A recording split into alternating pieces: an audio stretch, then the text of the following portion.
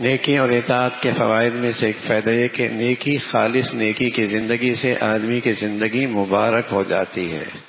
اس زندگی سے نہ صرف اس کی ذات کو نفع ہوتا ہے دنیا آخرت کے لحاظ سے، بلکہ اوروں کو بھی نفع ہوتا ہے دنیا آخرت کے لحاظ سے۔ گناہوں کی نحوست یہ ہے کہ گناہوں کی وجہ سے آدمی کی زندگی گھٹ جاتی ہے۔ گھٹنے کا مطلب ایک صورت یہ ہے کہ پوری زندگی گزر جاتی ہے اور جب پیچھے دیکھتا ہے تو لگتا ہے سر بیکار گئی ہے، کسی کام کی نہیں، کوئی ایک کام بھی ایسا نہیں جو اگلے کیریئر میں اور زندگی میں کام آ سکے۔ تو یہ سب گناہوں کی نحوست کی وجہ سے ہوتی ہے کہ زندگی لہو لعب کے تماشے میں گزر جاتی ہے اور ختم ہو جاتی ہے۔ پیارے رسول صلی اللہ علیہ وسلم فرمایا کرتے تھے، اذا نظر احدکم الى من هو فضل علیہ فی المال والخلق فلینظر الى من هو اسفل منه او كما قال علیہ الصلاۃ والسلام۔ جب تم میں سے کوئی شخص ایسے شخص کو دیکھے جو مال میں اور جسم میں، خوبصورتی میں، جسم کی بناوٹ میں وہ اس سے زیادہ بہتر ہے، ایسے شخص پہ نظر پڑے جو مال کے لحاظ سے، اسٹیٹس کے لحاظ سے، دنیاوی لحاظ سے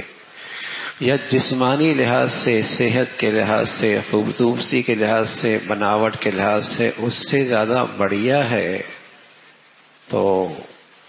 فرمایا فَلْيَنظُرْ إِلَىٰ مَنْ هُوَ أَسْفَلُ مِنْهُ،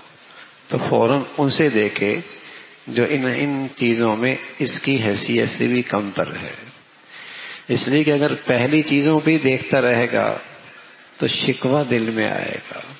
شکایت دل میں آئے گی، بلکہ آج کل تو بچے بچیاں ڈپریشن میں چلی جاتی ہیں۔ آج کل تو لوگ ڈپریس ہو جاتے ہیں، جہاں کہیں خوشی کی تقریب سے واپس آئے، خوشی کی تقریب سے کیا آئے، ڈپریس ہو کے واپس آئے، جہاں کسی محفل سے واپس لوٹے اور زیادہ پریشانی لے کے آئے، اس لیے کہ بہت ساروں کو اسٹیٹس میں اوپر دیکھا اور زندگی کے رہن سہن میں ان کا معیار، گاڑی سواری، حسن و جمال اس میں بڑھیا دیکھا تو ڈپریس ہو کے واپس آئے، پریشان ہو کے واپس آئے، ٹینشن لے کے واپس آئے۔ تو اللہ کے ربی صلی اللہ علیہ وسلم نے اس مصیبت سے نجات کا نسخہ دیا ہے، فَلْيَنظُرْ إِلَىٰ مَنْ هُوَ أَسْفَلُ مِنْهُ، انہیں بھی تو دیکھ لو جن کے پاس وہ حیثیت نہیں ہے۔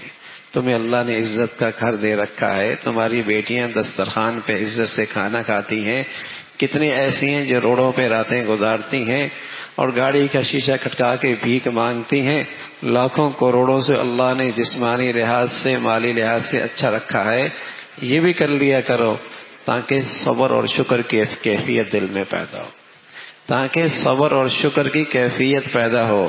ورنہ ہمیشہ اپنے سے آگے والے کو دیکھو گے تو ڈپریشن میں آ جاؤ گے اور ناشکری میں مبتلا ہو جاؤ گے اور شکوے شکایت زبان پہ آنے لگے گی، اور مالی حیثیت سے، جسمانی حیثیت سے اپنے سے کم تک دیکھو گے، شکر کے جذبات پیدا ہوں گے، اللہ کا شکر ادا کرو گے، صبر کرنا آسان ہوگا اور ہمیشہ دل مطمئن رہے گا۔ اللہ عمل کی توفیق نصیب فرمائے۔